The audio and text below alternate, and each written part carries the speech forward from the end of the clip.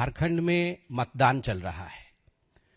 बड़े दुख के साथ मुझे कहना पड़ रहा है कि जहां लोकतंत्र का उत्सव संविधान के अनुसार झारखंड में चल रहा है, यह हिंदुस्तान की खूबसूरती है, वहीं इस देश में एक ऐसा राष्ट्रीय दल है जो समय समय पर संविधान, कॉन्स्टिट्यूशन की धज्जियां उड़ाते रहता है। आप सभी जानते हैं, यह विदित है कि एक साइलेंट पीरियड होता है। संविधान के अनुसार, चुनाव के नियमों के अनुसार जो 48 घंटे होते हैं मतदान से पहले, वो 48 घंटे साइलेंट पीरियड के हिसाब से जाना जाता है, जिसके नियम होते हैं कि उस दौरान कोई भी पॉलिटिकल पार्टी अपनी प्रचार प्रसार में उतर नहीं सकती, प्रचार प्रसार कर नहीं सकती, अपना मैनिफेस्टो या घोषणा पत्र रिलीज नहीं कर सकती है। कोई बड़ा नेता किसी प्रकार का उस समय रैली नहीं कर सकता है। इस विषय से अनभिज्ञ हम कोई नहीं है। मगर बड़े दुख के साथ मुझे कहना पड़ रहा है, कांग्रेस पार्टी जो एक राष्ट्रीय दल है, यह जानते हुए कि साइलेंट पीरियड चल रहा है, 13 तारीख को प्रथम चरण का मतदान है, 11 तारीख से 48 घंटे के लिए, 48 आवर्स के लिए मतदान से पूर्व किसी प्रकार का प्रचार नहीं होगा, मगर उसके बावजूद 11 तारीख से बाद कल 12 तारीख को कांग्रेस पार्टी ने अपना घोषणा पत्र जारी किया है। यह अपने आप में बहुत ही दुखद है, यह संविधान के साथ खिलवाड़ है और यह पहली बार नहीं है जो कांग्रेस पार्टी इस प्रकार से कर रही है। कांग्रेस पार्टी ने कई बार संविधान के साथ इस प्रकार का खिलवाड़ किया है और मुझे कहते हुए कोई गुरेज नहीं है। कांग्रेस पार्टी के दिग्गज नेता, तथाकथित दिग्गज नेता राहुल गांधी, चुनाव आयोग को वो कभी सीरियसली लेते ही नहीं है। उन्होंने कभी भी चुनाव आयोग को एक अच्छे दृष्टिकोण से देखने की बात कही नहीं है। हमेशा चुनाव आयोग के खिलाफ कहते रहे हैं और जिस प्रकार से कल राहुल गांधी की पार्टी ने चुनाव आयोग के नियमों की धज्जियां उड़ाई है, मुझे लगता है हमारे पार्टी ने तो कंप्लेंट किया ही है, इस पे कार्यवाही होनी चाहिए। बंधुगण,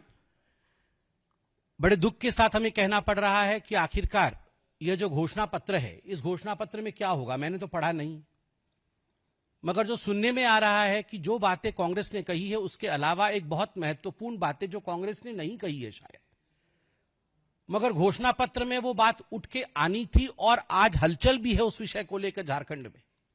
जिस प्रकार कर्नाटक में आप सभी जानते हैं 4% आरक्षण, रिजर्वेशन पब्लिक टेंडर में मुस्लिम ऑर्गेनाइजेशंस और कॉन्ट्रैक्टर्स के लिए होगा, इस विषय का तुष्टीकरण आज हो रहा है। आज सिद्धरमैया सरकार कर्नाटक में इस बात को लेकर अपनी सहमति रख रही है कि हां, 24 अगस्त को चिट्ठी आई थी जो मुस्लिम विधायक कांग्रेस पार्टी के कर्नाटक में थे, जो वक्फ और हाउसिंग के मिनिस्टर जमीर अहमद खान और खुद के उनके मुख्यमंत्री के निजी सचिव नसीर अहमद, इन्होंने जो चिट्ठी लिखी थी सिद्धरमैया जी को कि कर्नाटक में 4% का आरक्षण पब्लिक टेंडर में मुस्लिमों के लिए होना चाहिए, इस विषय को लेकर सिद्धरमैया सरकार ने फिनांस विभाग को, वित्त विभाग को चिट्ठी भी लिखी थी कि आप इसे रिव्यू करिए और देखिए कि KTPP, Karnataka transparency in public procurement act के अंतर्गत क्या यह करना संभव हो पाएगा। क्या हम पब्लिक कॉन्ट्रैक्ट्स में कर्नाटक में 4% आरक्षण दे सकते हैं मुसलमानों को, और झारखंड में भी ठीक इसी प्रकार क्या एससी, एसटी और ओबीसी के आरक्षण को छीन करके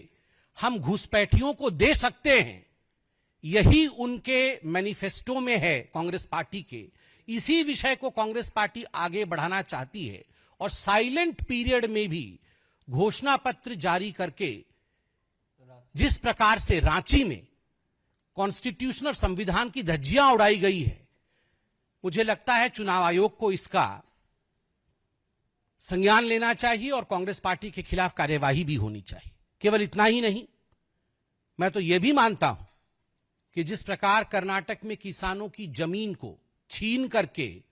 वक्फ बोर्ड को देने की साजिश कांग्रेस पार्टी ने राहुल गांधी और सोनिया जी के कहने पर रचा था, और आप सभी जानते हैं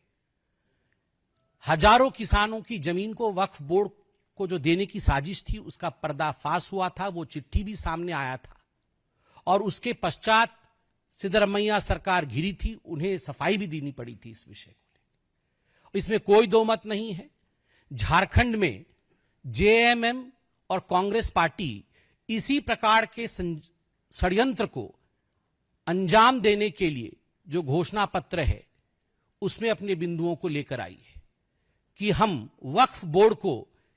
किस प्रकार किसानों की जमीन देंगे।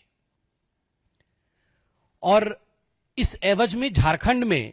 हमने यह भी देखा है, और वो चिट्ठी लेके आया हूं, ये चिट्ठी है जमीयत उलेमा का, और जमीयत उलेमा ने झारखंड में कांग्रेस पार्टी के समर्थन में चिट्ठी लिखा है, और चिट्ठी लिखते हुए कांग्रेस पार्टी को समर्थन देने की जो अपील की है, ये स्पष्टता के साथ कहती है कि ये जो संविधान की धज्जियां उड़ा करके कांग्रेस पार्टी घोषणा पत्र जारी करती है, एससी एसटी और ओबीसी के आरक्षण को समाप्त करके उस आरक्षण को किस प्रकार मुसलमानों के लिए दिया जा सके उसका षड्यंत्र करती है, उसका पर्दा भी फाश हो रहा है। और ये केवल भारतीय जनता पार्टी कह रही है, ऐसा नहीं है। आपने वायनाड में देखा है, केरल में देखा है, किस प्रकार से पिनरई विजयन जी ने भी कहा है कि प्रियंका वाड्रा जो है वो जमायते इस्लामी का समर्थन उन्होंने मांगा है। जमायती इस्लामी का समर्थन प्रियंका वाड्रा केरल में मांग रही है, और जमायती इस्लामी किस प्रकार का संगठन है यह किसी से छुपी नहीं है। तो यह स्वाभाविक विषय है कि झारखंड के जनता के साथ भी इसी प्रकार के खिलवाड़ करने की कोशिश कांग्रेस पार्टी की रही है, और जेएमएम भी कांग्रेस पार्टी के कंधे पर बंदूक रख के जो चलाने की कोशिश कर रही है। खैर, हेमंत सोरेन जी से अधिक कुछ कहने की आवश्यकता नहीं है। अपने परिवार के लिए, अपने जेब के लिए उन्होंने झारखंड की जनता के साथ जो खिलवाड़ किया है वह तो हमने कोर्ट में देखा है। मगर कांग्रेस पार्टी को स्पष्टता के साथ हम कह दें कि आपका ये षड्यंत्र नहीं चलने वाला है, और हमारा तो ये गुहार रहेगा। चुनाव आयोग से भी हमने शिकायत की है कि साइलेंट पीरियड में जिस प्रकार से राहुल गांधी की पार्टी ने ये गुस्ताखी की है, उसके लिए उनके खिलाफ